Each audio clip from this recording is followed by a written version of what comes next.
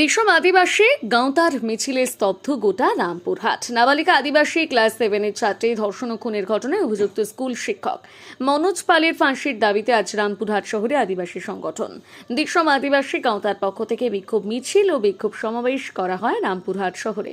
আজ দুপুর নাগাদ রামপুরহাট রেল ময়দান থেকে আদিবাসী সংগঠন দিশম আদিবাসী গাঁওতার পক্ষ থেকে একটা মিছিল বার হয়ে গোটা শহর পরিক্রমা করে রামপুরহাট পাঁচমাথা মোড়ে সে বিক্ষোভ সমাবেশের মধ্যে দিয়ে শেষ হয়। এই মিছিলে প্রায় 9,000 আদিবাসী মহিলা পুরুষ একসঙ্গে গর্জে ওঠেন মনোজ পালের ফাঁসির দাবিতে। রামপুরহাটের রাজপথ যেন কয়েক ঘন্টার জন্য স্তব্ধ হয়ে গিয়েছিল। এই মিছিলের নেতৃত্ব দেন দিশম আদিবাসী গাঁওতার অন্যতম নেতা রবীন সরেন। বীরভূমের রামপুরহাট থেকে সায়ন ভান্ডারীর রিপোর্ট, তারাপীঠ টিভি।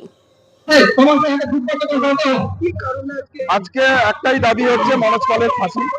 আমরা মনোজ পালের ফাঁসি চাইছি। এখন আমাদের ভারতবর্ষের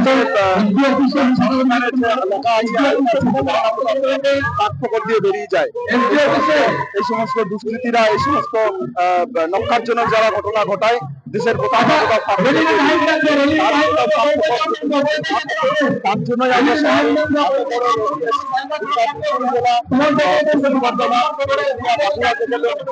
চলে এসছে এখানে রামপুরহাট শহরে এবং আদিবাসী সমাজ তার সঙ্গে সঙ্গে আমাদের দাবি যে এখনো প্রশাসনকে দ্রুত আরো পাওয়া যাবে। এরপরে যদি বিচার না পায় আমাদের এই সিদ্ধান্ত আছে রাজভবনে গিয়ে ধর্নায় বসা, রাজভবনে আন্দোলন করা, রাষ্ট্রপতির কাছে যাওয়া, এখন পুরোটাই এটাই আমাদের সিদ্ধান্ত। সেই সিদ্ধান্ত আদালতকে আমরা বিশ্বাস করি, আদালত আমাদের বিশ্বাস দিশম আদিবাসী গাঁও।